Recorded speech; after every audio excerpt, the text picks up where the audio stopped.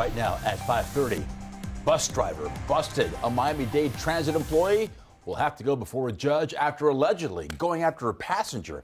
Cops say that bus driver got very upset when a passenger pulled off his mask to make a phone call. And that's when that bus driver is accused of getting physical. Local 10's Roy Ramos is live to explain more. Roy.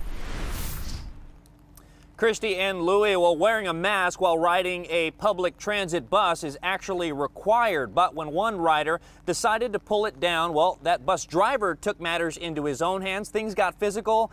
That bus driver now behind bars.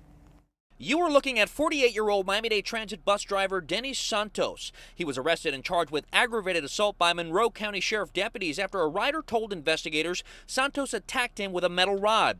According to the victim and a witness, this was all following an argument over proper mask usage while riding the county bus. Deputies said the victim boarded the bus just after 7 Wednesday night. While he was wearing a mask when he boarded, he admitted to deputies he pulled it down to speak on his cell phone.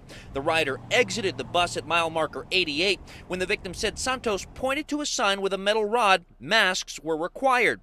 The two began to argue, but it's when the rider got off of the bus he said Santos began to follow him, swinging the metal rod and trying to hit him.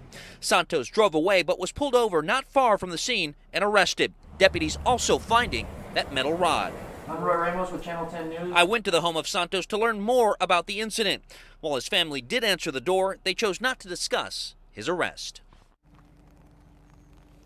And we also got a chance to reach out to Miami-Dade Transit to get their response to this incident. They responded with this statement that read in part, "The safety of our staff and passengers is always our #1 priority, and we take this type of incident very seriously.